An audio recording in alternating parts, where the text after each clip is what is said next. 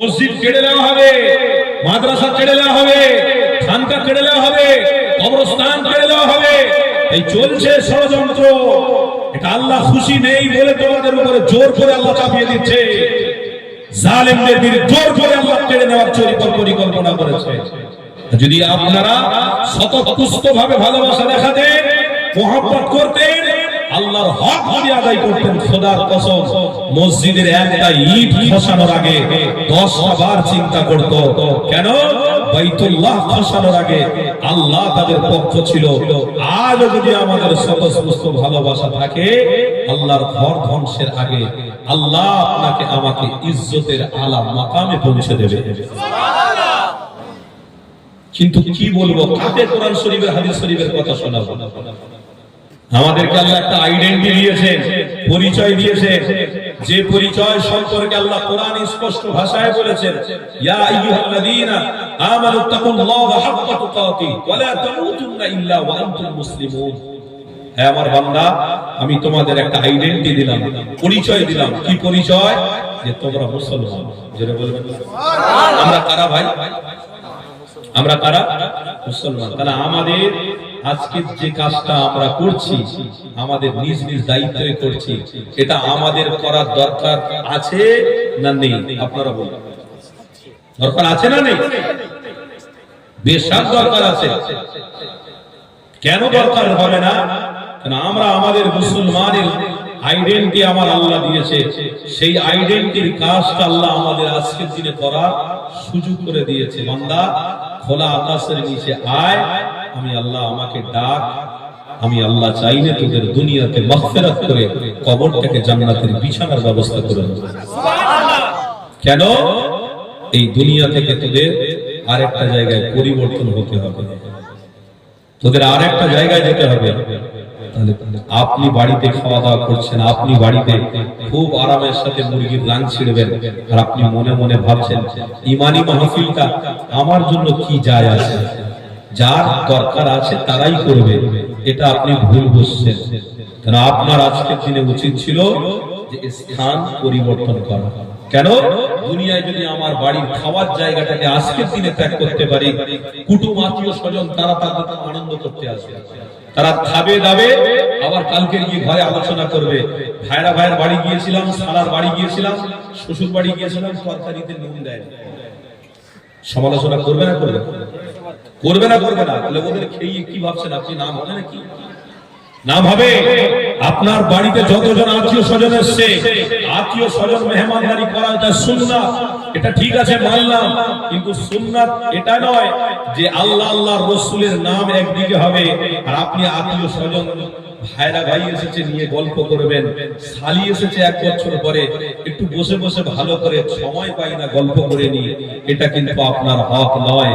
আপনি স্থান পরিবর্তন যদি করতে পারেন দুনিয়াতে, যে আল্লাহ তার রাসূলকে মহব্বত করেছে, আপনি আপনার নিজের ঘর আত্মীয় স্বজন সবকিছু ত্যাগ করে যখন আপনি ইমানি মাহফিলে স্বতঃস্ফূর্ত ভালোবাসা দেখাবেন, তখন এই দুনিয়া থেকে চলে যাওয়ার পরে স্থান পরিবর্তন যখন আল্লাহ করাবে, সেই কবরে কিন্তু জান্নাতের বিছানার ব্যবস্থা আল্লাহ করে দেবে। তখন আপনার সালার প্রয়োজন হবে না কবরে, তখন ভাইরা ভাইয়ের প্রয়োজন হবে না। ওই যতজন কুটুম নিয়ে হই হই হই হই করছেন, তারা আপনার কবরে প্রয়োজন হবে না। তারা তো যাবেই না, তারা তো আপনার সঙ্গী হবে না। বড় দুঃখ লাগে, বড় আফসোস লাগে, আমাদের সার্টিফিকেট আইডেন্টিটি আল্লাহ মুসলমান করেছে, কিন্তু তারপরে আমাদের স্বতঃস্ফূর্ত ভালোবাসা, খুশি, আনন্দ আমাদের অন্তরে নেই। মুসলমান ঘরে জন্মগ্রহণ করেছি, আনন্দ নেই, খুশি নেই আমাদের। কিসে আনন্দ আছে? একটা খেলার জায়গাতে কোন একটা নায়িকাকে নিয়ে এসছে, ওই নায়িকাকে দেখার জন্য হাজার হাজার লোক ভিড় করে জমে গেছে, সবাই মিলে উলঙ্গ নারীর দিকে তেকিয়ে তেকিয়ে মজা নিচ্ছে, আনন্দ করছে, ওটাই তার আনন্দ। আফসোস, আমরা মুসলমান ঘরে জন্মেছি, আজকের মুসলমানদের ইমানি মাহফিল, মুসলমানদের আজকের এই গ্রামের প্রত্যেকটা ইমানদারদের ভালোবাসা, স্বতঃস্ফূর্ত খুশি আনন্দ করার দরকার ছিল। আরে আমরা তো সেই মুসলমান জাতি রে, চাঁদা পয়সা তুলে পোকা প্রকাশ্যে আল্লাহর জমিনে বসে বসে আল্লাহর নাম নেব, ঘরে কুটুম আত্মীয় এসেছে তো কি হয়েছে, তাদেরকে খাইয়ে দাইয়ে বলবো যাও এসেছো আজকের একটা উদ্দেশ্য করে মাহফিল কেন্দ্রিক, তাহলে এসেছে যখন হকটা আদায় করো। কেন? আল্লাহ নিজে জানিয়েছেন, এ আমার বান্দা বান্দি, তোমাদের রাসূলকে তোমাদের জন্য ঈমান করে পাঠালাম, জান্নাত করে পাঠালাম, রহমত করে পাঠালাম। সেই রাসূলের উম্মত হয়ে তোমরা পৃথিবীতে জন্মগ্রহণ করেছো। তো আমি আল্লাহ বলছি, উম্মত হয়ে নবীর প্রতি তোমাদের স্বতঃস্ফূর্ত ভালোবাসা এবং হক আছে। কিতাবের মধ্যে 5টা হকের কথা বলা হচ্ছে। উম্মতের প্রতি নবীর হক কটা?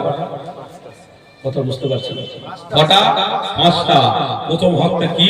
প্রথম হকটা হলো আল্লাহ তার রাসূলের প্রতি ঈমান আনা। আজকে সবাই বলেন তো, আমরা বলেছি না বলিনি লা ইলাহা ইল্লাল্লাহ মুহাম্মাদুর রাসূলুল্লাহ? কি গো, বলেছি না বলিনি?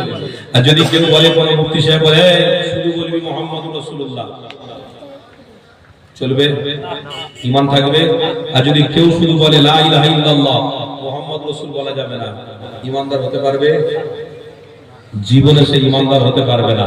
যে আমার আল্লাহ যখন লা ইলাহা ইল্লাল্লাহর সাথে মুহাম্মদ রাসূলকে বসিয়েছে, আপনার ব্যক্তিগত স্বাধীনতা নেই ওর নামটাকে কেটে দেওয়া। কেন? আপনার আমার ঈমান মুহাম্মদ রাসূলের সাথে জড়িয়ে আছে, যেমন আল্লাহর সাথে যতটা জড়িয়ে আছে। আল্লাহ কোরআনে বলেছে, হে আমার বান্দা আমার বান্দি, মা কানা মুহাম্মাদুন আবা আহাদিন মির রিজালিকুম ওয়ালাকিন রাসূলুল্লাহি ওয়া খাতামান নাবিয়্যিন। আমি আল্লাহ সমস্ত বান্দাদেরকে এক একটা সময় এক একটা যুগেতে আমি এক একটা পয়গম্বর পাঠিয়েছি। সারা পৃথিবীর মালিক হলাম আমি আল্লাহ। মালিক কটা? একটা। বাস করে পৃথিবীতে কতজন? অসংখ্য। কেন এখানে কোটিও বলা যাবে না, হাজারও বলা যাবে না, বেশি যদি হয় সংখ্যা তাও বলা যাবে না, অসংখ্যই সমাপ্তি করতে হবে। এখানে আমার আল্লাহ কি বললেন? যে আমি আল্লাহ অসংখ্য মাখলুককে খাওয়াচ্ছি। 18,000 নয়, আমরা এমনি বলি যে 18,000। 18,000-এর থেকে বেশি মাখলুক আল্লাহ আছে। 18,000-এর থেকে বেশি অসংখ্য মাখলুককে আল্লাহ সবকিছুর দায়িত্ব পালন করছে। তাহলে মালিক কটা? একটা। যুগে যুগে আল্লাহ এক একটা মালিক, আল্লাহ মালিক, আল্লাহ এক একটা যুগে যুগে নবী করে পাঠিয়েছিলেন। নবীগণ কজন ছিলেন? যুগে যুগে কজন করে নবী ছিলেন? একটা। কটা নবী? একটা। এই সময়তে আল্লাহ একজনকে নবী করে পাঠিয়েছিলেন, তিনি কে? মুহাম্মাদুর রাসূলুল্লাহ। তেনার পূর্বে একজন নবী ছিলেন, তিনি কে? ঈসা রূহুল্লাহ। তেনার পূর্বে নবী ছিলেন, তিনি কে? ইব্রাহিম ইসমাইল খলিলুল্লাহ। তেনার পূর্বে নবী ছিলেন, তিনি কে? ইব্রাহিম খলিলুল্লাহ। তেনার পূর্বে নবী ছিলেন মুসা কালিমুল্লাহ। এই করে করে এক একটা সময়তে এক একটা করে নবী পাঠিয়েছে। আমার আল্লাহ এখানে বলেছে, আমি আল্লাহ এক, আর একজনকেই নবী করে পাঠালাম। ওই একের নেতৃত্বকে মেনে নেওয়া, এককে সাপোর্ট করা, আমি আল্লাহ তাদেরকে মুসলমান মুমিন হিসেবে কবুল করে জান্নাতে দাখিল করাতে পারি। একত্ববাদকে স্বীকার করতে হবে আপনাকে। একটা নারী আসবে নাচবে, উলঙ্গ নারীদের ছবি মোবাইলে দেখে আমরা উৎফুল্ল হব, আনন্দিত হব। কোথায় খেলা হচ্ছে, কোথায় মেলা হচ্ছে, কোথায় আনন্দ হচ্ছে, কোথায় বাজার বসেছে, কোথায় ভালো দোকান বসেছে, খাওয়া দাওয়া করবো। সাবধান, এটাকে একত্রবাদ বলে মেনে নেওয়া নয়। এটা তো দুনিয়ার কিছু ইবলিশ শয়তানকে খুশি করা। যদি আল্লাহ তার রাসূলের প্রতি ঈমান আপনার থাকে, তাহলে আল্লাহ তার রাসূলের অনুসারী হয়ে ঈমানি মাহফিলে আপনার দেহটাকে হাজির করা। এই জন্য হাজির করা, যখন দুনিয়া ছেড়ে যাব, এই দেহটা নিয়ে সবাই কবরে শুইয়ে বলবে মিল্লাতে আলা রাসূলুল্লাহ, নবীর ওসিলা দিয়ে দোহাই দিয়ে সবাই পালাবে, আমি একাই থাকব। ওই দেহটাকে আল্লাহ জান্নাতি বলে কবুল করে নেবে। আর যদি পৃথিবীতে আনন্দ করো, খুশি করো, করো, খুব করো, রক্তের গরমে খুব আনন্দ হচ্ছে, খুব খুশি হচ্ছে, বলে হাম তো এক হ্যায়, হাজারোं में हम तो एक है। বাহ, হাজার মানুষের থেকে তুমি একজন বাহাদুরি, রক্তের গরম যুবক ছেলে। এই মোবাইলে জিনা করবো, এই হুজুরের বলা কি অধিকার আছে রে? মানি না হুজুরকে। আমি হারাম খাবো, হুজুরের বলার কি অধিকার আছে? মানি না হুজুরকে। আমি রাস্তায় প্রকাশ্যে মেয়েদের সাথে জিনা করব, হুজুরের বলার কি অধিকার আছে? মানি না হুজুরকে। আমার বাপের ছেলে, আমি যা ইচ্ছা তাই করব না। বন্ধু, আপনি যদি ঈমানদার হন, আপনার জন্য হুজুর অবশ্যই সঠিক কথার বার্তা দিয়ে যাচ্ছে। এটাকে সাপোর্ট করা মানে আল্লাহর নবীকে এবং আল্লাহকে সাপোর্ট করা হবে। একটা বাপ তার ছেলেকে বলছে, বাবারে ওই কাজটা করিস, ওই কাজটা করলে অসুবিধা আছে। বাবা, গভীর রাত হয়ে গেছে, কোথায় আছিস? এখনো ঘরে আসিস নি। ঘরে আসলে ছেলেকে খুব বকাবকি করছে, তোর নামে জায়গা দেবো না, তোর নামে জমি দেবো না, কিচ্ছু দেবো না। বাপ বকাবকি করছে। ছেলে গিয়ে মায়ের সামনে বলছে, আব্বা মাথা টাথা গরম হয়ে গেছে নাকি, কোনদিন কিন্তু মারবো, খুব মারবো বাপকে। আফসোস, ছেলে রাগ হয়ে গেল, মাকে এই কথা বলছে। বাপ যে, আব্বা যে, পিতা যে এই কথাটা ছেলেকে বললো, এটা বলা কি বাপের অপরাধ হলো? বাপ তো ভালোর জন্যই বলেছে। কি বলেছে? ভালোর জন্য, যে বাপ ওই কাজটা করিসনি, ঠিক হবে না। হায় আমি বাপ ৫ ওয়াক্ত নামাজ পড়ি, তুইও পড়, ভালোবাসার সাথে ব্যবসা বাণিজ্য কর, ভালোভাবে থাক, আমি এটাই বেঁচে থাকতে থাকতে দেখতে চাই। তাহলে এটা বাপ বলেছে, খারাপ বলেছে? একজন ছেলে, একজন মেয়ে, তার বাপ বলেছে তুমি কলেজে যাচ্ছ, পর্দা পরিধান করে যাবে, হিজাব পরিধান করে কলেজে যাবে, স্কুলে যাবে, হিজাব পরিধান করে তারপরে স্কুলে যাবে। ওই মেয়েটা, তিনি তার মাকে বলছে, মা আব্বার বলার স্বাধীনতা কে দিয়েছে? আমি হিজাব পরবো কি না পরবো, আমি স্কুলে কিভাবে যাব, কিভাবে আসবো, এটা আব্বা বলতে পারে না। এটা আমার স্বাধীনতা, আমি বড় হয়েছি, আমার জ্ঞান হয়েছে, আমি অনেকটা বুঝতে শিখেছি, এখন আর আব্বাকে জ্ঞান দিতে মানা করো। এই মেয়েটা তার মাকে বলছে। বাপ যে মেয়েকে বললো, এটা ভালোর জন্য বললো না খারাপের জন্য বললো? ভালোর জন্য বললো। তাহলে আজকের নবীর ওয়ারিস হিসেবে, নবীর ওয়ারিস আমরা ওলামারা যদি আপনাদেরকে বলি, হ্যাঁ গো স্থান পরিবর্তন হতে হবে, তার আগে ঈমানদার হিসেবে হক আদায় করো। কেন আল্লাহ বলেছে, তোমার নবীর উম্মত তুমি যদি হও, তাহলে তোমাদের 5টা হক নবীর প্রতি রয়েছে। উম্মত হলে তোমাদের নবীর প্রতি 5টা হক আছে। 1 নম্বর ঈমান আনা, লা ইলাহা ইল্লাল্লাহ মুহাম্মাদুর রাসূলুল্লাহ। এই ঈমানদার যারা হবে, তারা আজকের দিনে এই মাহফিলটাকে জান্নাতি মাহফিল মনে করবে। সুবহানাল্লাহ। আর না হলে কি মনে করবে? গাঁজাখোররা গাঁজা খাচ্ছে, ওটাও যেরকম এটাও সেরকম, এক করলে হবে। হারাম করে হারাম খাচ্ছে, ওটাও যেমন মাহফিলও তেমন, এক করলে হবে। জিনাকারীরা জিনা করছে, ওটাও যেমন এটাও তেমন, এক করলে হবে। যেমন ঢোল বাজায়, তাবলা বাজায়, ওটাও যেমন এটাও তেমন, এক করলে হবে।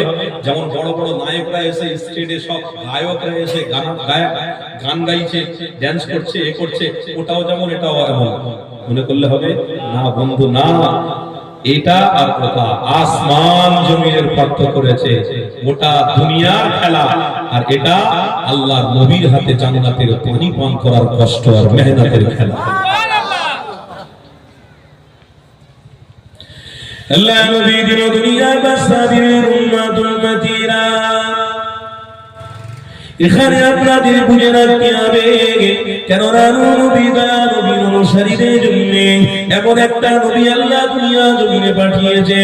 অবশ্যই উম্মাত আমার রাসূলুল্লাহর প্রতি 5টা হক আদায় করতে হবে। 1 নম্বর হক হলো ঈমান পুরোপুরি ভাবে আনতে হবে। কেননা যেখানে দেখো লা ইলাহা ইল্লাল্লাহর সাথে মুহাম্মাদুর রাসূলুল্লাহ নাম যেমন রয়েছে, আজানেও দেখলে দেখা যাবে আশহাদু আল্লা ইলাহা ইল্লাল্লাহর সাথে সাথে আশহাদু আন্না মুহাম্মাদান আবদুহু ওয়া রাসূলুহু আছে। তাহিয়াতুর মধ্যে সেখানেও বলা রয়েছে আশহাদু আল্লা ইলাহা ইল্লাল্লাহ ওয়াহদাহু লা শারীকা লাহু ওয়া আশহাদু আন্না মুহাম্মাদান আবদুহু ওয়া রাসূলুহু। এটাও আপনাকে মেনে নিতে হবে। এক কথায়, যেখানে আল্লাহ নাম আছে, সেখানে মুহাম্মদ রাসূলুল্লাহ নাম আছে। এখানে আপনি ঈমানদার, তাহলে ঈমানদার হিসেবে আপনার নবীর প্রতি উম্মত হিসেবে হক আদায় করতে হবে।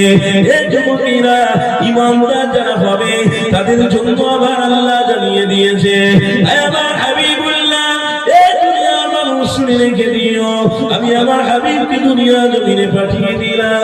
আমার হাবিবকে 4টি দলিল করে দুনিয়া জমিনে পাঠালাম।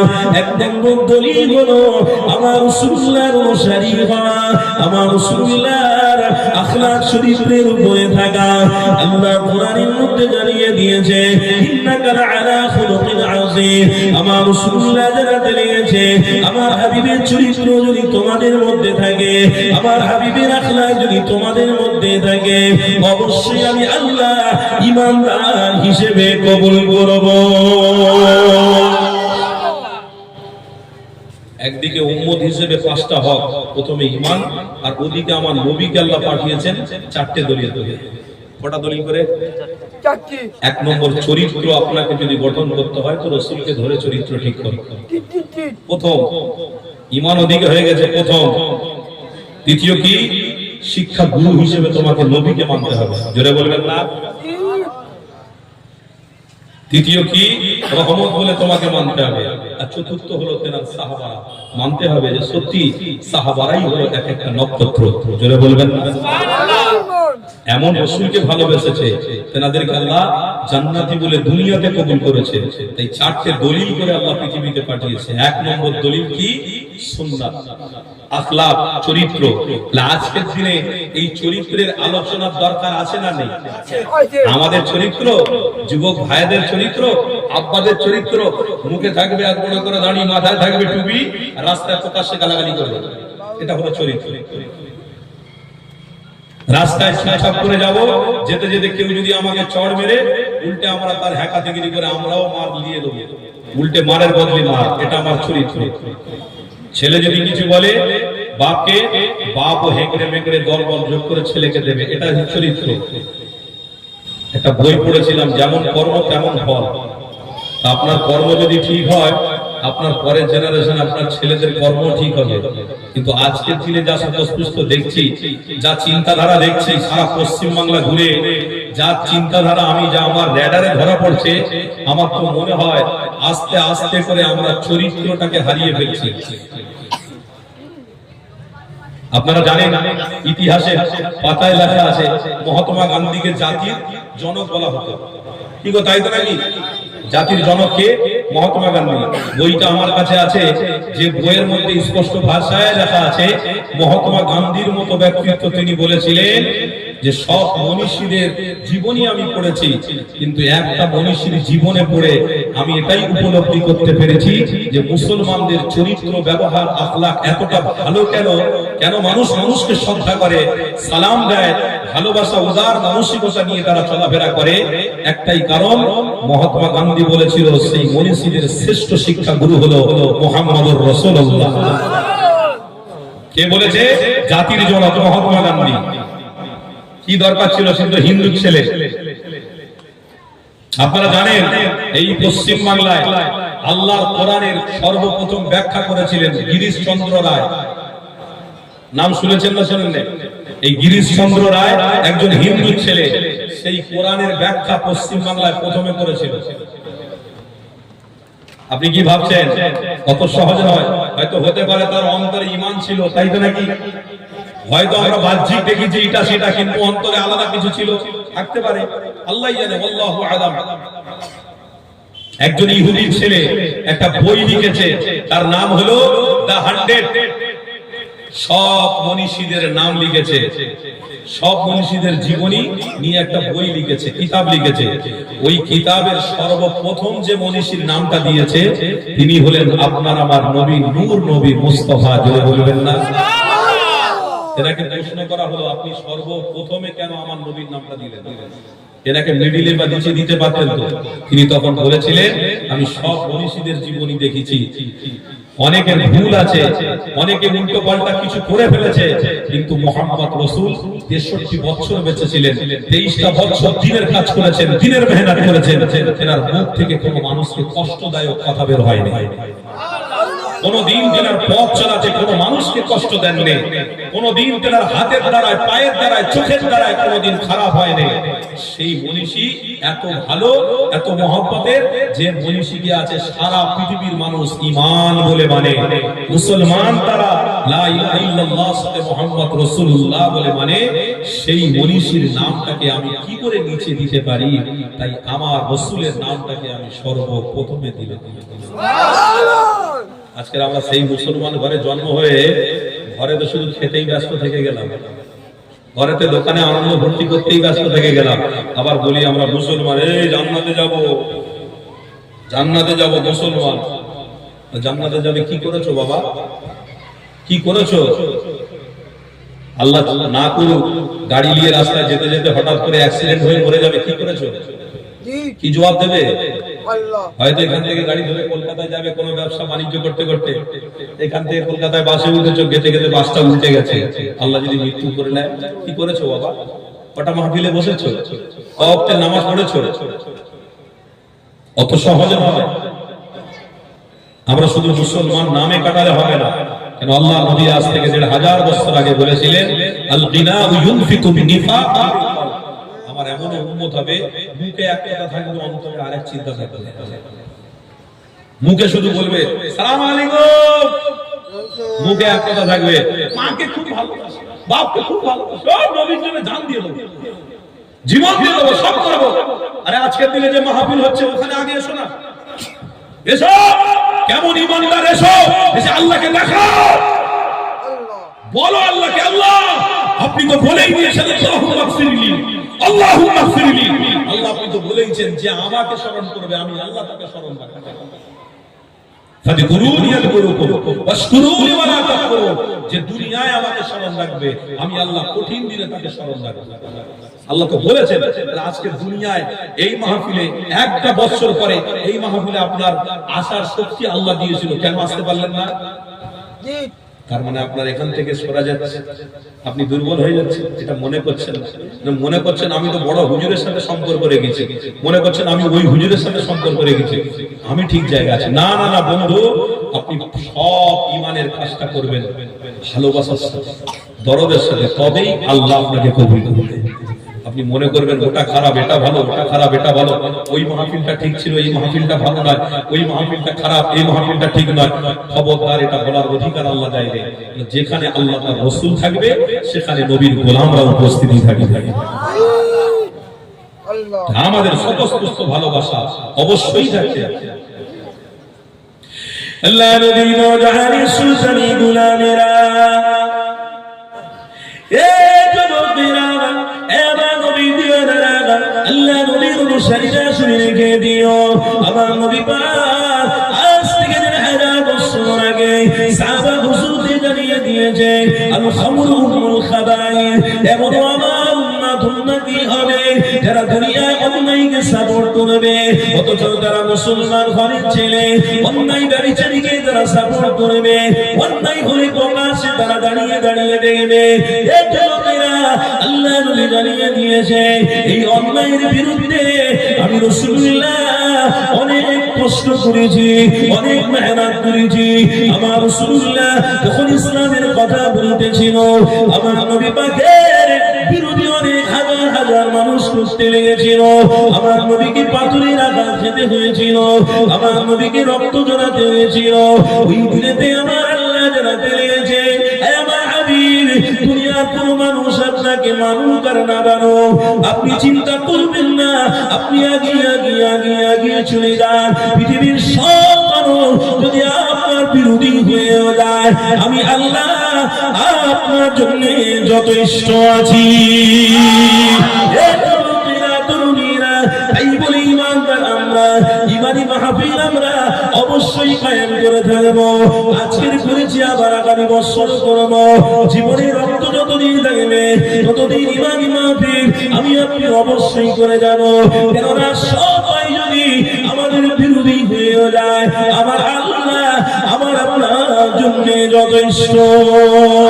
কেননা দুনিয়া জমিনে বেশি দিন বাঁচার জন্য আসিনি।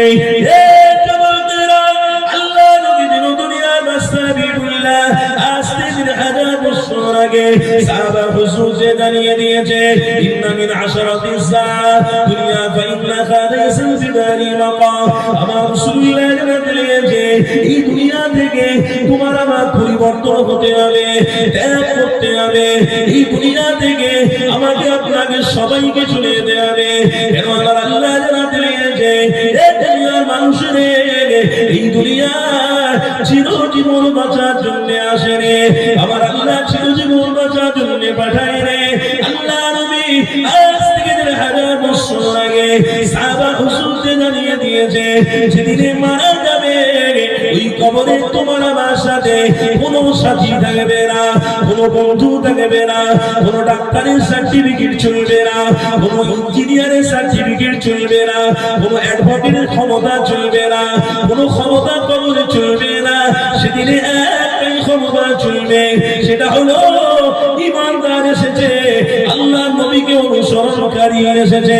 আমার নবী পাকের ওসিলায় আল্লাহ তোমাকে জান্নাতি বানিয়ে নেবে। পৃথিবী চলবে আমার রাসূলুল্লাহর বিরোধী যদি কাজ করে দাও, এ যুবকেরা দুনিয়ায় গান বাজনা, জিনা অন্যায়, হারাম ব্যভিচারী, মানুষে হত্যা, এই রকম কাজ করে এই দুনিয়া জমিন থেকে তুমি যদি অন্ধকার কবর বাসিও, তাহলে মনে রেখে দিও ওই কবরের মধ্যে জাহান্নামের আযাব তোমাকে নিতে হবে। কিয়ামতের দিনে আল্লাহ প্রমাণ করবে, হাসরের দিনে আল্লাহ তোমাকে জাহান্নামী বলে কোটি কোটি মানুষের সামনে আল্লাহ অপমান করাতে থাকবে। এই যুবকেরা, এবার নবী দিওয়ানারা, এই দুনিয়া জমিন পে আল্লাহ তার রাসূলকে ভুলে যেও না, আল্লাহ তার নবীর অনুসরণ করো। এই পৃথিবী পে আমার আল্লাহ তার রাসূলের অনুসরণ থেকে দূরে সরে যেও না গো, আমার নবী থেকে দূরে সরে যেও না গো। আমার আল্লাহ তারা দিয়েছে এ দুনিয়ার মানুষ, আমি আল্লাহ জানিয়ে দিই আমার হাবিবের অনুসারী যদি তোমরা হতে পারো, আমি আল্লাহ মুসলমান বলে তোমাদের কবুল করে নেব।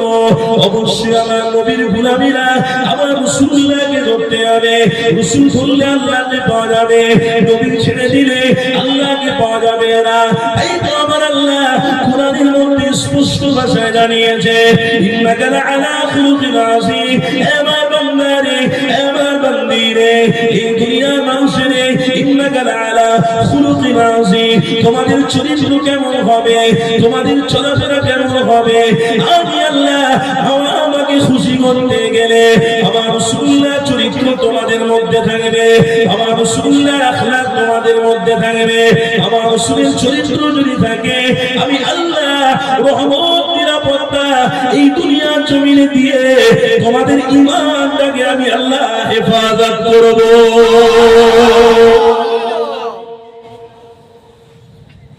দাড়ি রেখে হারাম খাবো, আল্লাহ হেফাজত করবে?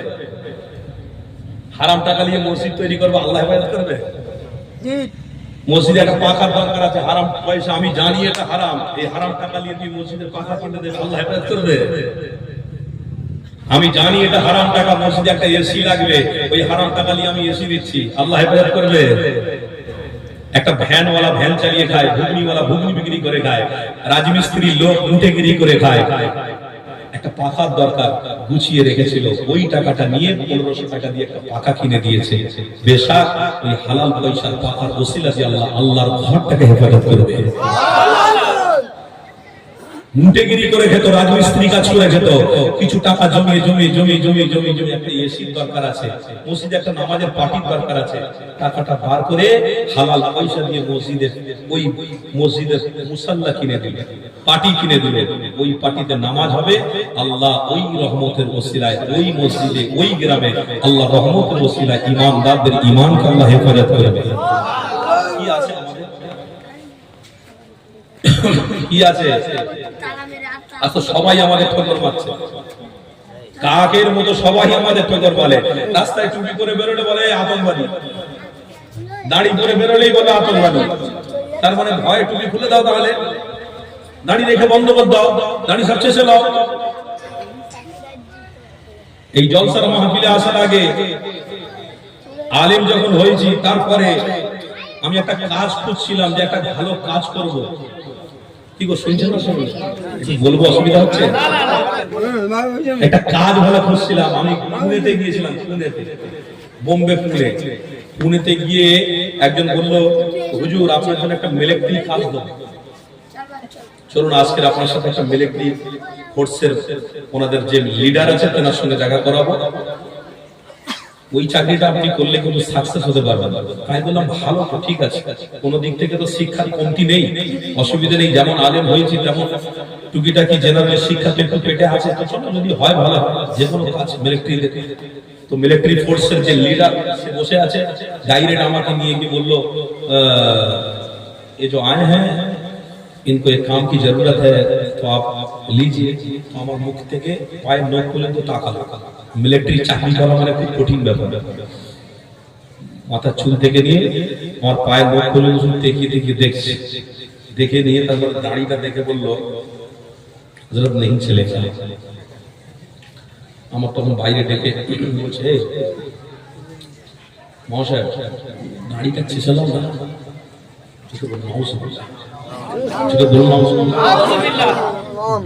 চাকরি সাধারণ কেউ পায় না, আপনার সব ঠিক আছে, ভেরিফাই সব কমপ্লিট হয়েছে, কিন্তু এই দাড়িটার জন্য একটু আটকে যাচ্ছে। আমি তো চাকরি আমি লাফি মারি, আল্লাহ নবীর সুন্নতের বাহানা দিয়ে আল্লাহর জান্নাতে চলে যাব। আল্লাহ নবীর সুন্নতে মাথায় টুপি করে করে রেখে রেখে আমার আল্লাহর রাসূলের প্রেমে আমি জান্নাতে চলে যাব। চাকরি আমাকে জান্নাতে দেবে নাকি? দরকার নেই, তো চাকরি ছেড়ে চলে যাবে। একটা জিনিসের জন্য, এই দাড়িটার জন্য আমার চাকরি হলো না, চাকরি থেকে ছেড়ে দিল আমাকে।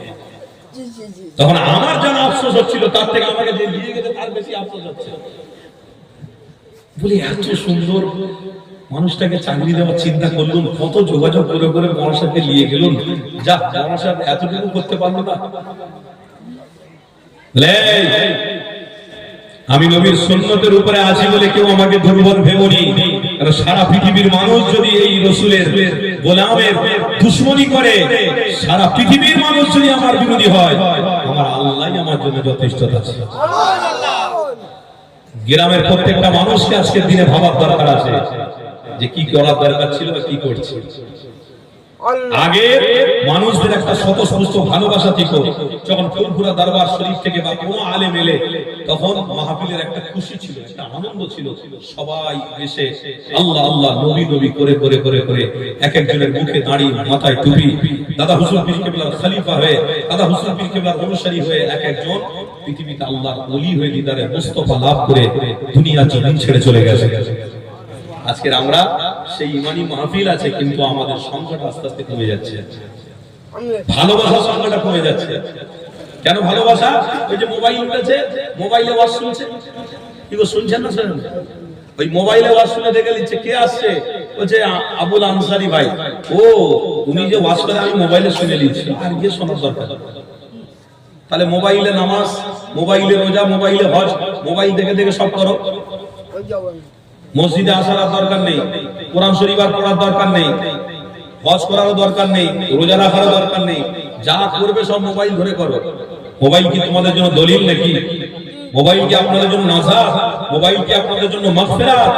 আল্লাহ তার রাসূলই ঈমানদারদের জন্য সব। জোরে বলবেন না? নবীর গোলামরা আপনাদের মুডটাকে চেঞ্জ করতে হবে। কি দিয়ে চেঞ্জ করতে হবে? আমার আল্লাহ আমার হাবিবকে চারটে দলিল করে পাঠিয়েছিল। সর্বপ্রথম দলিল হলো চরিত্র। চরিত্র পরিবর্তন করতে হবে। আজকে আমরা কিন্তু চরিত্র হারিয়ে ফেলেছি। আমাদের চরিত্রকে ইবলিশ শয়তান পর্যন্ত হাসে। ঠিক না ভুল বলছি? আমাদের এত চরিত্র খারাপ, ইবলিশ শয়তান পর্যন্ত বলে ও আমার কাজটা ও নিজে করে দিচ্ছে।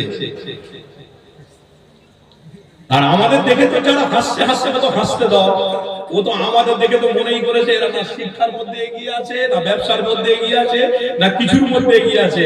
আরে ভাই, আমরা শিক্ষায় না দুর্বল হতে পারি, ব্যবসায় দুর্বল হতে পারি, কিন্তু ইমানের দিক থেকে তো আমরা দুর্বল নয়। কিন্তু এটাও দুর্বল হয়ে গেছে, এটাও আজকের দিনে দুর্বল কেউ করে দিয়েছে, ভয় লেগিয়ে দিয়ে দুর্বল করে দিয়েছে। তাই তো ঘর থেকে বেরোতে চাই না, বাবা যাবো নি ঠান্ডার সময়, ঠান্ডার সময় যাবো নি বাবা, যদি ঠান্ডা লেগে যায়, এটা ইমানি দুর্বল। বাবা প্রথম প্রথম এসেছে যাবো নি, এটা ইমানি দুর্বল।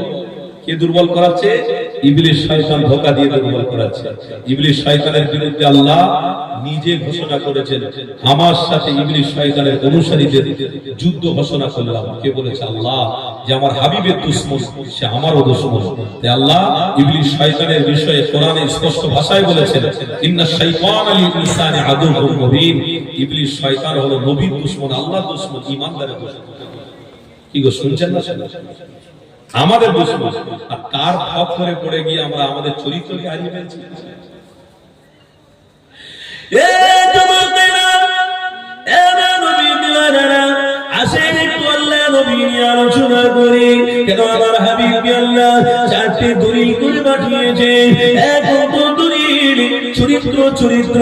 এই চরিত্র নিয়ে আপনাদের কাছে আলোচনা রাখছি। এই চরিত্রের বিষয়ে হাদিসের মধ্যে লেখা রয়েছে। বুখারী শরীফ খুলে দেখো, ওই বুখারী শরীফের মধ্যে রয়েছে আল্লাহ নবী দোজাহানের সুলতান একদিকে সফরে গিয়েছিল। ওই সফর থেকে ফিরতে আল্লাহ নবী বড্ড ঘুম লেগে গেছে। নবী আবার মরুভূমি জায়গাতে ঘুমিয়ে পড়লেন। আবার রাসূলুল্লাহর হাতে জুলফিকার ছিল। ওই জুলফিকারটাকে নিয়ে খেজুরের গাছে টাঙিয়ে দিয়ে আল্লাহ নবী আবার ঘুমিয়ে পড়েছে। আল্লাহ নবী ঘুমন্ত অবস্থায় রয়েছে। নবী পাকের দুশমন ওই মক্কা জমিনে হাজার মানুষ রয়েছে। আবু জাহেলের নেতৃত্বে আমার নবীকে মার্ডার করার জন্য অনেক মানুষরা উঠে পড়ে লেগেছে। আল্লাহ নবী দোজাহানের সুলতানে একটা দুশমন অনেক দূর থেকে আল্লাহ নবীকে দেখে ফেলেছে। ওই তো মুহাম্মদ ঘুমিয়ে রয়েছে। এই ঘুমন্ত অবস্থাতে মানুষকে মারা বড় সহজ হবে। আল্লাহ নবীকে দেখে ছুটে এসে আল্লাহ নবীর সামনে হাজির হয়ে গেল। ওই জুলফিকার ঝোলানো রয়েছে, বড় একটা জুলফিকার আল্লাহ নবী হাতে থাকতো। ওই জুলফিকারটাকে নিয়ে আল্লাহ নবীর সামনে দাঁড়িয়ে ওই বেঈমান আমার রাসূলুল্লাহকে ডাক দিতে লেগেছে, ইয়া মুহাম্মদ, ওঠেন, আপনি ওঠেন, আমি আপনার জন্য শহীদ এমন করে কতল করব। আল্লাহ নবী ঘুমন্ত অবস্থায় ছিল। ওই দুশমন ডাক দিল। আল্লাহ নবী আবার ঘুম থেকে উঠে পড়লেন। ঘুম থেকে উঠে ওই মানুষটার হাতে জুলফিকার দেখে নিয়ে আল্লাহ নবী দস্তখত করলেন। এই যুবকেরা, যেমন রাত্রে আপনারা ঘুমিয়ে রয়েছে, হঠাৎ করে পাখি এসে জানলার ভিতরে যদি ঢুকে দেয়, অবশ্যই আপনাদের কেমন একটা মনে হবে। ঘুমের ঘরে অনেক বড় আচমকা কিছু মনে হবে। আমার রাসূলুল্লাহ ওই ঘুম থেকে উঠে আচমকা দেখতে পেয়েছে ওই দুশমন আল্লাহ নবী জুলফিকার নিয়ে আল্লাহ নবীর সামনে দাঁড়িয়ে রয়েছে। আমার নবী পাক জিজ্ঞাসা করতে লেগেছে, এ মক্কা ছেলে, কি ব্যাপার, কিসের জন্য আমার জুলফিকার হাতে নিয়েছো? আল্লাহ নবী দুশমন জানাতে লাগলো, ইয়া মুহাম্মদ, আপনি এই মক্কা জমিনে মানুষদেরকে অন্যায়ের কাজ শিক্ষা দিচ্ছেন, মানুষদেরকে হত্যার নিধন দিচ্ছেন, মানুষদেরকে অনেক জাহিলিয়াতের কাজ শিখাচ্ছেন। জোরে বলুন নাউজুবিল্লাহ, আর জোরে বলুন নাউজুবিল্লাহ। আমার নবী মদিনা মক্কা শরীফের জমিনে এসে মানুষদেরকে খারাপ পথ দেখাচ্ছে? না, আমার নবী খারাপ পথ দেখাচ্ছে? গল্প বলছি না, বুখারী শরীফের হাদিসের মধ্যে রয়েছে আল্লাহ নবী দুনিয়ার বাদশা হাবিবুল্লাহ যদি এই সমাজের মধ্যে না আসতেন, তাহলে সমাজ অন্ধকারে ভরা থাকতো। সভ্য সমাজ পেত না, ভালোবাসা পেত না, বাপ বেটায় ভালোবাসা থাকতো না, স্বামী স্ত্রী ভালোবাসা থাকতো না, ভাই ভাই স্বামী ভালোবাসা থাকতো না, সব কিছু হারিয়ে যেত। আল্লাহ নবী দুনিয়ার বাদশা যদি দুনিয়ার জমিনে না আসতেন, কেন আল্লাহ জানিয়েছে, এ দুনিয়ার মানুষেরা ইন্নামা বুইস্তু মুআল্লিমান, তোমাদের জন্য শিক্ষা গুরু হিসেবে আল্লাহ নবীকে পাঠিয়ে দিয়েছি। আর জোরে বলো,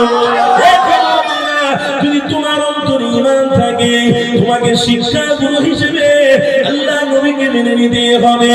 যদি রাসূলুল্লাহ না মানে, তাহলে আপনার ঈমান থাকবে না, আপনার আমল কবুল হবে না। এই যুবকেরা, আল্লাহ নবী দুনিয়ার রাস্তা হাবিবুল্লাহ মক্কা ছেলেটাকে ধরাতে লাগলেন। এ মক্কা ছেলে রে, তুমি আমার উপরে এতটা ইলজাম দিচ্ছ তো আমার দুঃখ নেই, তবে তুমি আমাকে হত্যা করবে বলছো, হ্যাঁ আমি আপনাকে হত্যা করব। প্রকাশ্য ঘোষণা দিচ্ছি, আমার হাত থেকে কেউ বাঁচাতে পারবে না। আমার নবী পাক মুচকি মুচকি হেসে ফেললে। ওই মক্কা যুবকটা আরো রেগে গেল। আল্লাহ নবী বলতে লাগলেন, এ ছেলে রে, তুমি আমাকে কোনোদিন মারতে পারবে না, কেননা দুনিয়ার কোন মানুষের হাতে জীবন নেই, দুনিয়ার কোন মানুষের হাতে হায়াত নেই। হায়াত আর মৃত্যুর মালিক যিনি, তিনি হলেন আল্লাহ। কে গো মৃত্যুর মালিক কে? হায়াতের মালিক কে? যতই করো বাহানা, মৃত্যুর হাত থেকে কেউ বাঁচতে, যতই করো লটর পটর, হাত থেকে বাঁচা মুশকিল আছে। আমার মায়েরা কিছু কিছু মনে করছে বাবা পৃথিবী পেয়ে যেন সব সুখ পেয়ে গেছে, আর কিছু কিছু আমার ভাইয়েরা ভাবছে পৃথিবী পেয়ে সব সুখ পেয়ে গেছে। সুখ তো দুনিয়ায় নাই রে, সুখ আল্লাহর জান্নাতে। সুখ কোথায় বাবা? জান্নাতে। আপনি চাকরি করছেন, আপনি মাস্টার, আপনি ডাক্তার, আপনি প্রফেসর, আপনি ইঞ্জিনিয়ার, বলছে আমি খুব ভালোই রয়েছে, আলহামদুলিল্লাহ। ভালো থাকলে ভালো, কিন্তু আপনার জীবনে কোনো কষ্ট নেই, আপনার জীবনে না নামাজ আছে, আপনার জীবনে না ত্যাগ আছে, আপনার জীবনে নবীর প্রেম আছে, নবীর আখলাক সুন্নত আছে, কিছু নেই, বলছে আমি খুব ভালো আছি। ভালো আছি মানে বুঝে নিতে হবে যে আপনি ইসলাম থেকে অনেকটা দূরে আছেন। আর সামান্য কিছু কষ্ট যদি আল্লাহ দেয়, মনে করতে হবে আল্লাহ আমাকে ঈমানদার হিসেবে কবুল করছে। ভালো থাকার জায়গা ঈমানদারদের জন্য দুনিয়া নয়, ভালো থাকার জায়গা ঈমানদারদের জন্য কোথায়? বলুন বলুন, জান্নাত। কোথায়? কোথায় গো? জোরে বলো না, নারে তাকবীর।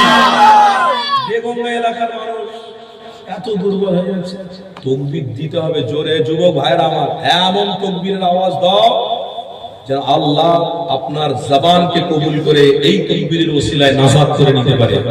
সেইভাবে আল্লাহর নামটাকে নাও, নারে তাকবীর। মাসলাকে মুজাহির জামান হে যুবুল্লা, গ্রামবাসী বৃন্দ, ইমানি মাহফিল, এইবারে হয়েছে এই তাকবীরটার আওয়াজ মৃত্যু পর্যন্ত এইরকম জোশ নিয়ে থাকতে হবে, তাহলে বেশি বেশি পচা পানি হাত দিয়ে হাতটাকে ভাইরাস করবেন না বাবা। এই দুনিয়া যা দেখছেন খারাপই, সব পচা পানি। পচা পানি হাত দিলে হাতে ফসকা পড়বে। আর নামাজ, রোজা, হজ, যাকাত ঈমানদার হলে আল্লাহ দুনিয়াতে আপনাকে পচাবে না, দুনিয়ায় রহমতের ছায়া আল্লাহ বাঁচিয়ে রাখবে। কবরে জান্নাতের বিছানায় আপনাকে সুখে রাখবে। আর কিয়ামতের দিনে আরশের ছায়া দিয়ে, নবীর হাতে জান্নাতের পানি দিয়ে জান্নাতের দিদারে রব নসিব। এটার জন্য আমাদের এই কাজ কর্ম করতেই হবে। বলুন এটা করার দরকার আছে না নাই? এই কাজগুলো আমরা করছি, এটা আমাদের দুঃখ হচ্ছে নাকি? এটা তো আমাদের নৈতিক দায়িত্ব, এটা করতেই হবে। সব ধর্মের মানুষের জন্য এক একটা অ্যাটিটিউড আছে, এক একটা সিস্টেম আছে।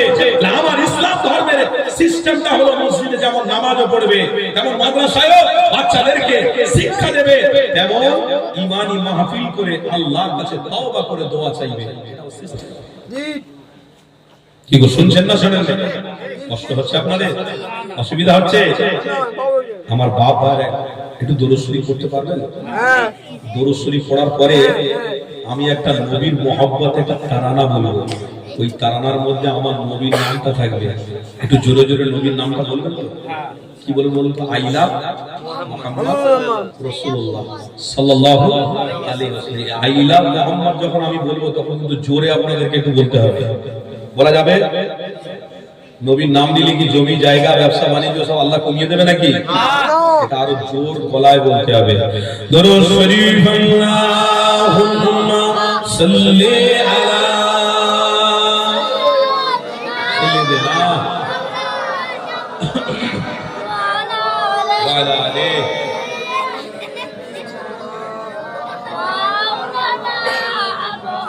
এক আছে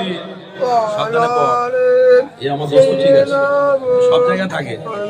আমার একটা ভিডিও দেখবেন, আমার একটা ভালোবাসা ঠিক সেম আমার একটা ভালোবাসার লোক আছে, বুঝলেন, ঠিক এর মতনই বয়স।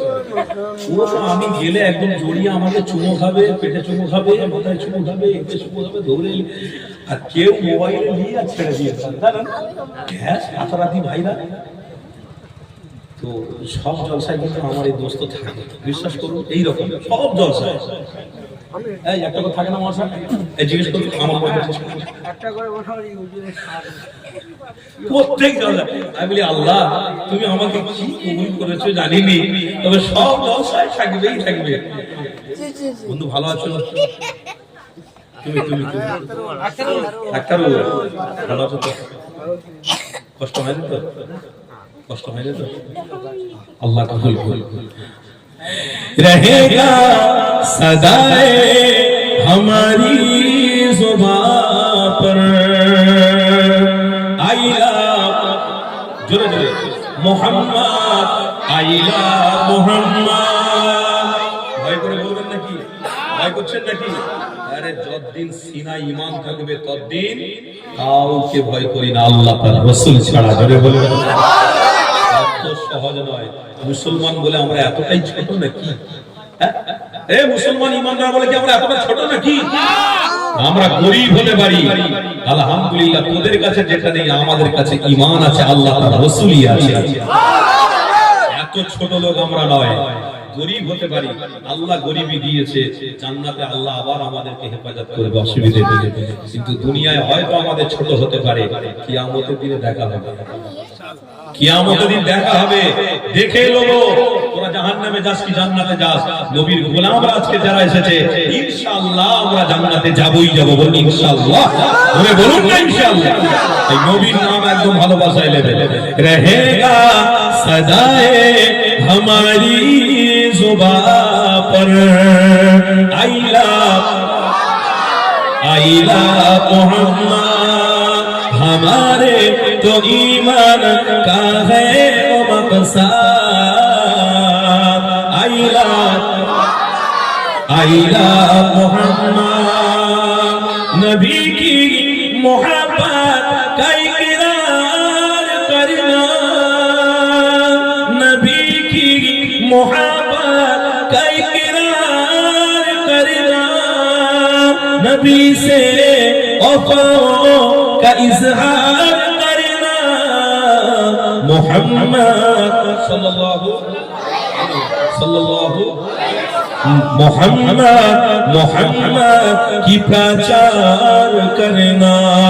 फर्ज हम सरकार से प्यार करना। मोहम्मद मोहम्मद की प्रचार करना। फर्ज हम सरकार से प्यार करना। पुकारो हर लम्हा नाम अहमद, पुकारो हर लम्हा नाम अहमद। आइला मोहम्मद आइला मोहम्मद आइला आइला मोहम्मद।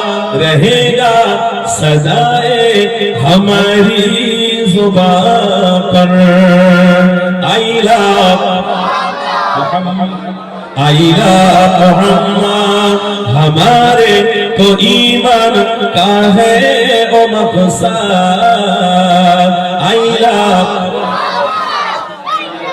मोहम्मद सल्लल्लाहु के बूढ़े ज़बान बच्चे भी बोले, के बूढ़े ज़बान बच्चे भी बोले। फलक से उतरता फरिश्ते भी बोले। सुभान अल्लाह। के बूढ़े ज़बान बच्चे भी बोले, फलक से उतरता फरिश्ते भी बोले। के बादल के बारिश की कतरे भी बोले। आइला आइला मोहम्मद रहेगा सदाए हमारी जुबान पर। आइला आइला मोहम्मद हमारे तो ईमान का है ओ मकसद आइला मोहम्मद आइला मोहम्मद सल्लल्लाहु सल्लल्लाहु सल्लल्लाहु दुरूद शरीफ अल्लाहुम्मा सल्ली अला सय्यिदिना व अला आलिहि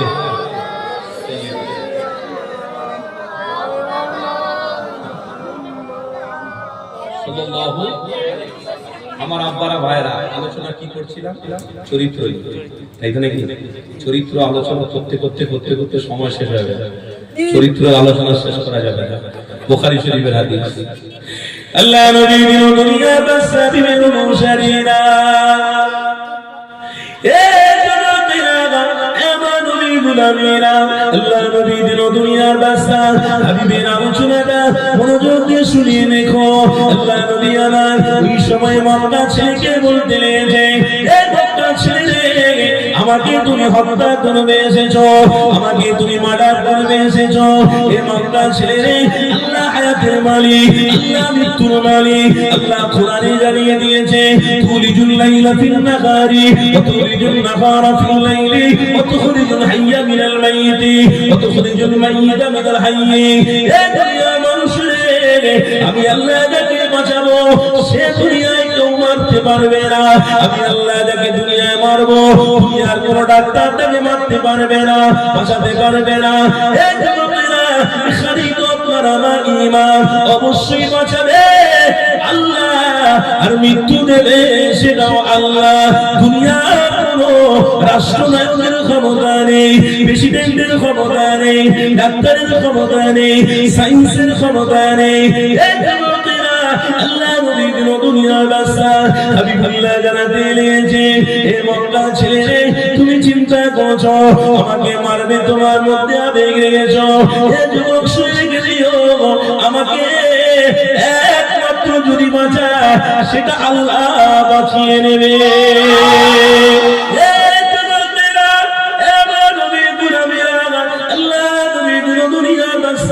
হাবিবুল্লাহ দিনা বলেছে আল্লাহ আমাকে বাঁচাবে, এই শব্দটা আমার নবী পাক দিনা বলেছে।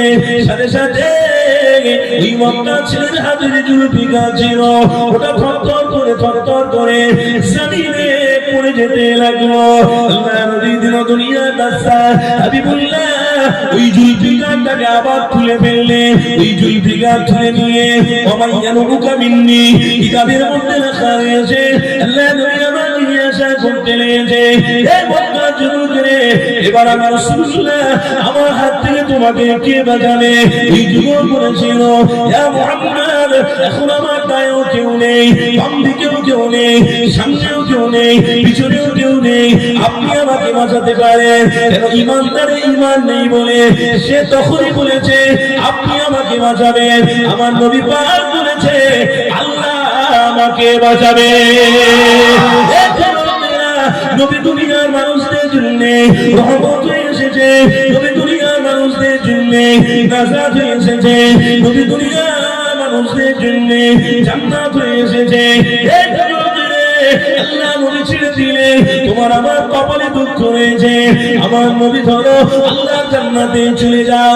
এই যুবকদের মনে রাখতে হবে আমার নবী পাক জানিয়ে দিয়েছে যতই বিপদে পড়ো আল্লাহকে স্মরণ করো, আল্লাহ তোমাকে বিপদ থেকে রক্ষা করবে। আল্লাহর ঘর রয়েছে তবু আল্লাহর ঘরে নামাজ পড়বো না, এটা তোমার ভুল আছে। আল্লাহর কোনো ভুল দোষ নেই, আল্লাহর ঘরে গিয়ে সিজদা দেবে না, এটা তোমার জন্য মূর্খামি। দুনিয়ায় কোনো মানুষের পিছনে অন্যায় অত্যাচার হয়ে যাওয়ার পরে অপমান হয়ে গেছো, আল্লাহকে তখনই ভুলে গেছো, রোগ হয়ে গেছে আল্লাহকে তুমি তখনই ভুলে গেছো। ঈমান যদি তোমার মধ্যে থাকে সর্বক্ষেত্রে আল্লাহকে তুমি যখনই ডাকবে আল্লাহর বিচার করো, নিশ্চয়ই আমার আল্লাহ তোমাকে হেফাজত করবে। এটা তো এখান থেকে থেকে এই শিক্ষা তো আমার নবী দিতে লেগেছে। এ দুনিয়ার মুমিন মুসলমান, যখন তুমি বিপদের মধ্যে পড়বে আল্লাহকে তুমি ডাকবে, যা বিপদের মধ্যে পড়বে আল্লাহকে তুমি স্মরণ করবে। কিন্তু আজকের সময়তে আমার মা বোনেরাও আল্লাহকে ডাকে না, আমার ভাইয়েরাও আল্লাহকে ডাকে না, সব ডাকে মোবাইল মোবাইল মোবাইল। ওই মোবাইলটা হলো এখন সব, আল্লাহ ভুলে যাওয়াতে ওই মোবাইল সব কিছু হয়ে গেছে। এই মোবাইল আল্লাহ তার রাসূল থেকে দূরে সরাচ্ছে, এটা মুমিনদের বুঝে দিতে হবে। আল্লাহ তার নবী থেকে দূরে সরানোর একমাত্র চক্রান্ত হলো মোবাইল। এবার আমরা জানি না, বিপদের মধ্যে যদি পড়ে যাও আল্লাহকে স্মরণ করো। এবার পড়ে না, বিপদের মধ্যে যদি পড়ো আল্লাহকে স্মরণ করো। কোন বিপদ আপদ মুসিবত আসলে আগে আল্লাহকে স্মরণ করো। আল্লাহ স্মরণ রাখলে আমার আল্লাহ চাইলে বিপদ মুসিবত থেকে হেফাজত করতে পারে। যদি আল্লাহকে না ডাকো তাহলে বিপদ আরো বাড়বে, ওই বিপদে তোমার মৃত্যু হয়ে যেতে পারে। ওই মৃত্যুতে আল্লাহ বেঈমান বলে তোমাকে জাহান্নামী বানিয়ে দিতে পারে। এই যতদিন বেঁচে থাকবে আল্লাহ আল্লাহ আল্লাহ আল্লাহকে ডাকো। এই জগতেরা এটাই তো আমার নবী শিক্ষা দিয়ে গেল। আল্লাহ নবী দিল দুনিয়ার রাস্তা হাবিবুল্লাহ জানাতে লাগলো, এ মক্কা ছেড়ে আমি রাসূলুল্লাহ, আমি তোমাকে মারার জন্য আসিনি, এই দুনিয়ায় কাউকে হত্যা করতে আসিনি। আমি রাসূলুল্লাহ দুনিয়ায় রহমত হয়ে এসেছি, নাজাত হয়ে এসেছি, মাগফিরাত হয়ে এসেছি। এ মক্কা ছেড়ে আমাকে তুমি মারতে এসেছিলে, তবে আমি রাসূলুল্লাহ আমি দুনিয়ায় কাউকে হত্যা করতে আসিনি। আমি ভাই ভাইয়ের হক দিতে এসেছি, মা ছেলের মহব্বত দিতে এসেছি, স্বামী স্ত্রীর ভালোবাসা দিতে এসেছি। এই যুবক ছেলে আমি রাসূলুল্লাহ তোমাকে ক্ষমা করে দিলাম। এই যুবকেরা আল্লাহ নবী আমার ক্ষমা করে দিয়েছে। আজকে দিনে যদি ভাই ভাইয়ের গন্ডগোল হয়, ভাই ভাইয়ের গন্ডগোলের বদলাতে গন্ডগোল নেবে, ভাই ভাইকে যদি মারে ভাই আবার প্রতিশোধ নেবে, ছেলে বাপকে যদি মারে বাপ আবার প্রতিশোধ নেবে, স্ত্রী স্বামীকে যদি মারে স্বামী স্ত্রীর প্রতিশোধ নেবে। প্রতিশোধ দেওয়ার দিন এসেছে, প্রতিশোধ অবশ্যই সবাই সবাই নেবে। আমার নবী চাইলে প্রতিশোধ দিতে পারতো, কিন্তু আমার নবী ওই বাচ্চাটাকে ক্ষমা করে দিয়েছিল, ওই মক্কা ছেলেটাকে আল্লাহ নবী ক্ষমা করে দিয়েছে। আল্লাহ নবী দিল দুনিয়ার রাস্তা হাবিবুল্লাহ জানাতে লাগলো, এই মক্কা ছেলে আমি রাসূলুল্লাহ তোমাকে ক্ষমা করে দিলাম, তবে তোমাকে একটা সৎ বুদ্ধি আমি দেবো, ওই বুদ্ধিটাকে তুমি কি মানবে? এই মক্কা ছেলেটা বললো, ইয়া মুহাম্মদ তুমি বলো। আল্লাহ নবী জানাতে লাগলেন, এই মক্কা ছেলে ঈমানদার হয়ে যাও, সর্বক্ষেত্রে আল্লাহ তোমার জিম্মেদার হবে, রহমত দিয়ে তোমাকে ঘুরিয়ে রাখবে। কিয়ামতের কঠিন দিনে আল্লাহ জান্নাতি বানাবে। এই কথাটা আমার নবী বলার সাথে সাথে এই যুবক বলল আমি ঈমান আনবো না। আল্লাহ নবী কিছু বললেন না, ওই যুবকটা আমার নবীর কাছ থেকে চলে গেল। এই যুবকেরা বাড়িতে গিয়ে ওই যুবকের ভালো খাওয়া দাওয়া হচ্ছে না, ওই যুবক বড় টেনশনে পড়ে গেল। মুহাম্মাদের বিরোধী আমি, আবু জাহেলের দলের লোক আমি, আমার মুহাম্মাদকে মারতে গেলা, মুহাম্মাদ আমাকে ক্ষমা করে দিল, এটা কেমন করে হতে পারে? আইয়ামে জাহিলিয়াতের যুগে যখন কন্যাকে দাফন করা হতো, যখন কন্যাদেরকে জিন্দা পুঁতে দেওয়া হতো, ঠিক ওই সময়তে নবী মুহাম্মদ এমন ব্যবহার আমার সাথে করেছে, আমি এই ব্যবহার ভুলতে পারছি না। এখানে আমার আল্লাহ জানিয়ে দিয়েছে পবিত্র কোরআনের মধ্যে, ইন্নাকা লা তাহদি মান আহবাবতা ওয়ালাকিন আল্লাহ ইয়াহদি মান ইয়াশা। আল্লাহ কোরআনের মধ্যে এটাই জানিয়েছে, হে বান্দা বান্দীরে আমি হলাম হিদায়াতের মালিক, আমার রাসূলের অনুসারী যারা হবে আমি আল্লাহ তাদেরকে কবুল করব। আমার নবী তাকে ক্ষমা করে দিয়েছিল। বাড়িতে গিয়ে ঘুম নেই, খাওয়া নেই, তার মা তার বাপ তার ভাই আত্মীয় স্বজন সবাইকে বলতে লেগেছে মুহাম্মদ আমার সঙ্গে এত সুন্দর ব্যবহার করেছে। সবাই রাজি হয়ে গেল। আল্লাহ নবী দিন দুনিয়ার রাস্তা হাবিবুল্লাহর কাছে সবাই মিলে হাজির হলো। আল্লাহ নবী ওই মক্কা জমিনে বসেছিল, সবাই সাহাবারা বসেছিল। ওই ছেলেটা তেনাদের বাপ পিতা মাতা ভাই ব্রাদার আত্মীয় স্বজন সকলকে নিয়ে আল্লাহ নবীর সামনে যখন হাজির হয়ে গেল, আল্লাহ নবী আবার জিজ্ঞাসা করতে লাগলেন, এ ছেলে কি ব্যাপার? কালকে তো আমি তোমাকে ক্ষমা করে দিলাম, আজকে আবার কিসের জন্য এসেছো? ওই ছেলেটা বলতে লেগেছে, ইয়া মুহাম্মদ, আপনি যখন আমাকে ক্ষমা করে দিলেন, আমি যখন বাড়িতে গিয়েছিলাম ভালোভাবে খাওয়া হচ্ছিল না, চরিত্র আমার বারে বারে মনে পড়ছিল, আপনার ভালোবাসা বারে বারে আমার মনে পড়ছিল। আমার বাপ মা ভাই সবাইয়ের সঙ্গে আলোচনা করেছি, সবাইকে নিয়ে আপনার দরবারে এসে হাজির হয়ে গেছি। ইয়া মুহাম্মদ, আল্লাহ বলেছেন ইবাদত করবে, আপনি যে আল্লাহ নবী এটাই আমি পথটাকে মেনে নিতে চাই। তিনার পরিবার সহ আল্লাহ নবীর সোনার হাত ধরে ইমানের কলেমা পড়ে মুসলমান হয়ে গেছে। তরুণীরা আপনারা শুনে দিও, এই মুসলমান হওয়ার কারণে আল্লাহ নবী জোর করে মুসলমান করায়নি, মুসলমান হওয়ার কারণে আল্লাহ নবীর চরিত্রটাই যথেষ্ট। আর আজকের দিনে তো দাঁড়িয়ে দেখলে টুপি দেয়, বল আচ্ছা দেখেন বল বল ভালো খুশি পারবো। কোন একটা ধর্মের অনুসারী দাঁড়িয়ে দেখলে টুপি ভাই বল একদম ঘরে যেতে দেবো না, বল কি ধর্ম ভাই, কি ধর্ম? দাঁড়িয়েওয়ালা টুপিওয়ালা মুসলমানদের দেখলে তুমি মুখ থেকে জোর করে বার করছো, আর আমার ধর্মের অনুসারী দেখো, আমার নবীকে দেখো, চরিত্র দিয়ে ইসলাম দখল হয়েছে। জোরে বলবে। কিছুদিন আগে ব্রিগেডে আমার হিন্দু ভাইদের একটা গীতা পাঠের ব্যবস্থা ছিল, যেরকম তেনাদের কাছে গীতা অনেক বড় সম্মানের, কোরআন আমাদের কাছে সম্মান। ধর্মের বড় বড় গুরুরা বলেছেন, নিজের ধর্মকে ব্যবহার করো, ভালোবাসো, অপর ধর্মকে ভালোবাসো, নিজের ধর্মকে সম্মান করো, নিজের ধর্মের নীতিকে ঠিক রাখো, অপর ধর্মকে সম্মান করো। এটা প্রত্যেক ধর্মে গুরু বলছে। কোন ধর্ম বলেন যে জোর করে কাউকে গ্রহণ করো ধর্ম। আচ্ছা, উগ্রবাদীরা এত নাচানাচি, এত লাফালাফি, কি কমতি হয়ে গেছে। আমরা তো বলি যে আমরা নবীর উম্মত, কাউকে জোর করে নয়, ভালোবাসা দিয়ে ইসলাম জয় হবে। জোরে বলবেন না? চরিত্র দিয়ে ইসলাম জয় হবে। হয়তো একদিন এটাও হতে পারে যে ইসলামের বিরোধী করেছে সেই হয়তো ইসলামের পক্ষে হয়ে যাবে। আল্লাহ করাতে পারে না, পারে না। গীতা পাঠের আয়োজন সারা পশ্চিম বাংলা তথা ভারতবর্ষে বিভিন্ন জায়গা থেকে মানুষ এসেছে গীতা পাঠ করবে, ভালো কথা। এতে মুসলমানদের দুঃখ নেই তো? কিসের দুঃখ ভাই?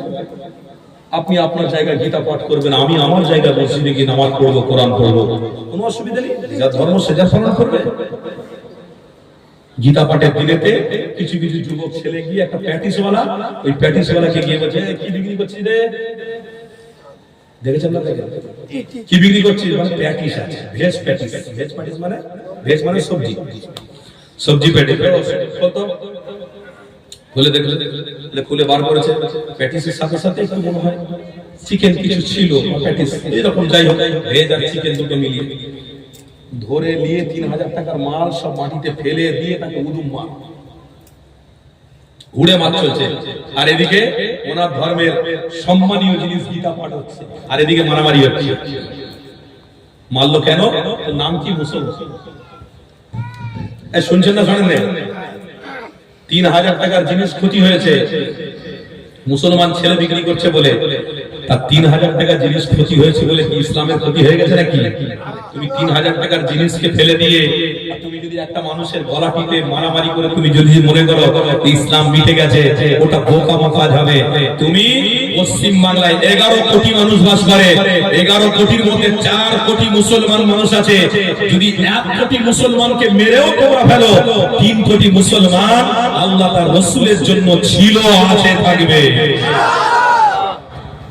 তাও 1 কোটি মুসলমানকে মেরে নিয়ে তোমরা কি মনে করবে ইসলাম মিটিয়ে দিয়েছি? না না না, 3 কোটি মুসলমান জিন্দা আছে। মনে মনে করছো কোরআন মনে হয় মিটিয়ে দিয়েছি, 3000 টাকার প্যাকেজ ফেলে দিয়ে কোরআন মনে হয় মিটিয়ে দিয়েছি।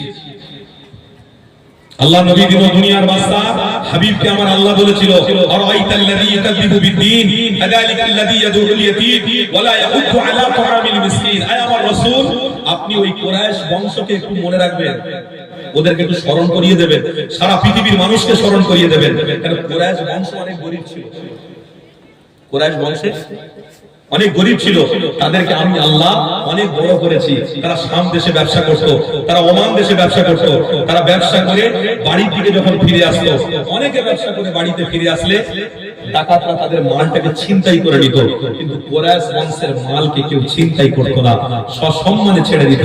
এটার মুআজিজা আমি আল্লাহ আপনাকে নবী করে ওই কুরাইশ বংশে পাঠাবো বলে কুরাইশ বংশের সম্মানকে আমি বড় করেছিলাম। আল্লাহ নবী স্পষ্ট ভাষায় বলেছেন, আমার আল্লাহ বলেছেন আপনি বলে দেন। সূরা লাহব নাযিল করলেন কি তাব্বাত ইয়াদা আবি লাহাবিন ওয়া তাব্বা মা আনা আনহু নারুহু ওয়া মা কাসাব সায়াসলা নারা ওয়া দাবা লাহাবিন ওয়া মুরাদুহু হাম্মালাতুল হাতাব ফি জিরিহা হাবলুম মিন মাসাদ। সূরা লাহব নাযিল করে আমার রাসূলকে বলেন আপনি বলে দেন ওই আবু লাহাব বলে রাসূলের বিরোধী করেছে, তাকে আমি নির্বংশ করব। কিতাবের মধ্যে তার বাচ্চা শুয়েছিল, বাঘ টেনে নিয়ে তাকে হত্যা করে মেরে দিয়ে চলে গেছে। এটাই হলো বংশ নির্বংশ।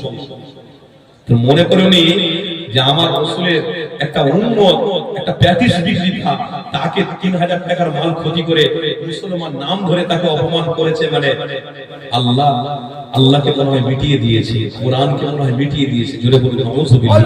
নবীকে মনে হয় মিটিয়ে দিয়েছে। না না, আমার আল্লাহ নবীর গোলামদেরকে আল্লাহ কুরাইশ বংশে নবী পাঠিয়েছিল বলে কুরাইশ বংশের ইজ্জতকে আল্লাহ যেমন বাঁচিয়েছিল, তেমনি ভাবে নবীর গোলাম যদি আপনার চরিত্র আখলাক যদি ঠিক থাকে, আল্লাহ রহমতের ছায়া দিয়ে ওই পৃথিবীতে আল্লাহ হেফাজত করবে। কেউ আপনার একটা পশম পর্যন্ত ছিঁড়তে পারবে না ইনশাআল্লাহ। আপনার পশম পর্যন্ত হেরাতে পারবে না। তবে দুর্বল যদি আমরা হয়ে যাই, ঈমানদার আছি কিন্তু সঠিক জায়গায় আল্লাহকে অনুসরণ করি না, এইখানে তো আমাদের ভুল হচ্ছে। সঠিক জায়গা কোন জায়গায়? বিশাল দোকান করেছি, ব্যবসা বাণিজ্য সবকিছু হচ্ছে, ওই দোকানে খদ্দের আসছে, ঠিক আজানের সময়তে আমরা খদ্দের ছাড়তে ব্যস্ত, নামাজে ব্যস্ত নেই, এটাকে বলে ঈমানের দুর্বলতা। এইখানেই তো আপনি ফেল। আরে আপনি তো এখানেই ফেল হয়ে গেলেন, আপনার দোকান বড় হয়ে গেল, খদ্দের বড় হয়ে গেল, আল্লাহর ঘরে নামাজ পড়ার হক ছিল কিন্তু হকটাকে আপনি আদায় করতে পারলেন না, আপনি দুর্বল হয়ে গেলেন। বিপদ আপনি পড়বেন না, কে পড়বে? আল্লাহ পবিত্র কোরআনে স্পষ্ট ভাষায় বলেছিলেন কি সূরা ফিল, সূরা ফিলে আল্লাহ কি বলেছেন? আরাইতাল্লাযী আলাম তারা কাইফা ফাআলা রাব্বুকা বিআসহাবিল ফিল আলাম ইয়াজআল কাইদাহুম ফি তাদলিল ওয়া আরসালা আলাইহিম তায়রান আবাবিল। আল্লাহ বলছে আমার হাবিব আমি আল্লাহ কুরাইশ বংশে পাঠাবো আপনাকে, আর কুরাইশ বংশের নেতৃত্বেই কাবা শরীফের দেখভাল হতো। আল্লাহ নবী দাবি ছিলেন কুরাইশ বংশের নেতৃত্বের লিডার, তিনি কাবা বাইতুল্লাহ শরীফটাকে একটু দেখভাল করতেন, চাবিকাঠি তেনার হাতে ছিল। আল্লাহ পাক আমার হাবিবকে বলছেন আপনি বলে দেবেন, প্রচার করবেন, তারা যেন না ভুলে যায়। কেন? এই কুরাইশ বংশের লিডার চাবি থাকবে, চাবি রাখবে। এই হিংসা করে কিছু কিছু মানুষ বলছে কাবাকে মিটিয়ে দেবো, কাবাকে ধ্বংস করে দেবো, চল। এসে আব্রাহা নামক বাদশা তার দল বল সৈন্য নিয়ে কাবাকে মেটাতে আসছে। আমার রাসূলকে আমার আল্লাহ বলছে আমার হাবিব আমি আল্লাহ এই কুরাইশ বংশে আপনাকে পাঠিয়েছি বলে কুরাইশ বংশের সম্মানকে আমি রক্ষা যেমন করেছি, তেমন কাবা বাইতুল্লাহ আপনার জন্য কিবলা করব বলে, আপনার উম্মতের জন্য কিবলা বানাবো বলে আমি কাবা বাইতুল্লাহকে আমি আল্লাহ হেফাজত করেছি। সেই নবীর উম্মত যদি ঈমানটাকে ঠিক রাখে, আল্লাহ পাক এই দুনিয়াতে তার ঈমানের ওসিলা দিয়ে তাকে রহমতের ছায়া দিয়ে বাঁচিয়ে রাখবে। একটা চুল পরিমাণ কেউ ক্ষতি করতে পারবে না ইনশাআল্লাহ। আরো জোরে বলুন ইনশাআল্লাহ। একটা চুল পরিমাণও কেউ ক্ষতি করতে পারবে না। আমার আব্বারা চরিত্রকে ইসলাম গঠন হয়েছে, আল্লাহ নবীর চরিত্র। জোর করে দাড়ি থেকে টুপি করে জোর করে গলা টিপে দিয়ে বল মাথা মেরে ফেললো। কোথায় না কি হচ্ছে? উড়িষ্যায় চলে যান, মুসলমানদের দেখতে পারেন। উত্তরপ্রদেশে চলে যান, মুসলমানদের দেখতে পারেন। গুজরাটে চলে যান, মুসলমানদের দেখতে পারেন। একটা মুসলমান ছেলে, নিরীহ ছেলে, বলুন আমরা কি দোষ করেছি? আমি আল্লাহর রাসূলকে ভালোবেসে দাঁড়িয়ে রেখেছি, টুপি পরেছি, কি দোষ করেছি বলুন? আমার কি দোষ? আমি কাউকে মেরেছি? আমি কাউকে আঘাত দিয়েছি? আমি কাউকে গালি দিয়েছি? তাহলে তুমি যেমন প্লেনে উঠে যাচ্ছ, সফর করার অধিকার আছে, আমার তো অধিকার আছে। তুমি যেমন ট্রেনে বাসে করে সফর করছো, আমারও তো অধিকার আছে। তুমি যখন কাজ কামের জন্য তোমরা দুবাইয়ে যাচ্ছ, কাতারে যাচ্ছ, তোমরা হিন্দু ছেলে হয়ে অন্য অন্য ধর্মের অনুসারী হয়ে তোমরা কাতারে কাজ করছো, দুবাইয়ে কাজ করছো, আমির শাহিতে কাজ করছো, তখন তো কেউ তোমাদেরকে বাধা দেয় না।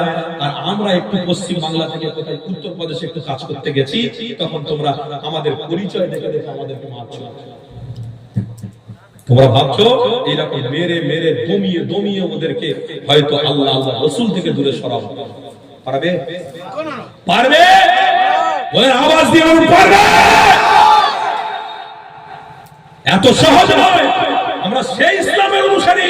আমার নবী বলেছে কাউকে তোমরা আঘাত দিও না। তোমার হিন্দু ভাই যদি দোকানে বাজার করতে আসে, তুমি মুসলমান ভাই হয়ে যদি হিন্দু ভাইয়ের দোকানে বাজার করতে যাও, আঘাত দিও না, কাউকে কষ্ট দিও না, কোন ধর্মকে তোমরা ছোট করো না, সব ধর্মকে সম্মান করো, নিজের ধর্মের নীতিটাকে মজবুত করে ধরে রাখো, সব ধর্মাবলম্বনকারীকে সম্মান করো। আমরা তো সেই নবীর অনুসারী যে নবীর টোটাল জীবনে একটা কোনো হত্যা, একটা কোনো মারামারি বা একটা কোনো বাজে কথা কেউ দেখাতে পারবে না। হ্যাঁ, তবে যে বিরোধী করেছে, জোর করে আগুন ধরিয়েছে, ইবলিস শয়তানের বিরুদ্ধে আমার রাসূল যুদ্ধ ঘোষণা দিয়েছে। কিন্তু নবীর অনুসারী ইমামে হোসেন কারবালার ময়দানে গিয়ে এটাও বলেছে, দ্বীনের জন্য, ইসলামের জন্য আমি নবীর নাতি হতে পারি, আমার গর্দনটাকে আমি কাটিয়েছি একমাত্র আল্লাহকে খুশি করার জন্য। কারবালায় গিয়ে ইমাম হোসেন নিজের গর্দনকে কাটিয়ে এটাই জানিয়েছে, হে মুমিন, হে মুত্তাকি, হে মুসলমান, তোমরা আল্লাহর জান্নাতে যদি যেতে হয় তাহলে লা ইলাহা ইল্লাল্লাহ মুহাম্মাদুর রাসূলুল্লাহ ঝান্ডাটাকে মজবুত করে ধরে রাখবে। যদি তোমাদের দুশমন যদি অন্যায় করে, ব্যভিচার করে, মেরেও দেয়, কাল কিয়ামতের দিনে আল্লাহ তোমাদের বিনা হিসাবে জান্নাতে দাখিল করিয়ে দেবে। কেন? তোমরা নবীর অনুসারী, আর নবীকে ভালোবেসেছিল বলে তোমাদেরকে হত্যা করেছে, নবীকে ভালোবেসেছিল বলে তোমাদেরকে মেরেছে। আমার মা বোনদেরকে বলবো, চরিত্র দিয়ে ইসলাম গঠন হয়েছে। বর্তমান সময়ে চরিত্র ঠিক করতে হবে। আমার মা বোনদের চরিত্র আজকে দেখছি যেমন অন্য হয়ে গেছে, নিজের স্বামী থেকে দূরে সরে যাচ্ছে, নিজের ছেলে পরিবারের মায়া টায়া সব ছেড়ে দিয়ে অনেকটা দূরে সরে যাচ্ছে, সোনার সংসারটা ছেড়ে দিয়ে চলে যাচ্ছে। কার চরিত্র তুমি গ্রহণ করলে? কার চরিত্র তুমি তোমার নিজের জীবনে আনলে? তোমার ওই চরিত্রতে তুমি নাজাত পেতে পারবে না। আর আমার বাপেদের বলে যাচ্ছি, কোন নারীর পাল্লায় পড়ে ঈমানকে নষ্ট করে দেবেন না, হারামের পাল্লায় পড়ে ঈমানকে নষ্ট করবেন না। মাত্র 20 বছর জীবন, 30 বছর জীবন, 50 বছর জীবন, কবরে আমাকে শুতেই হবে।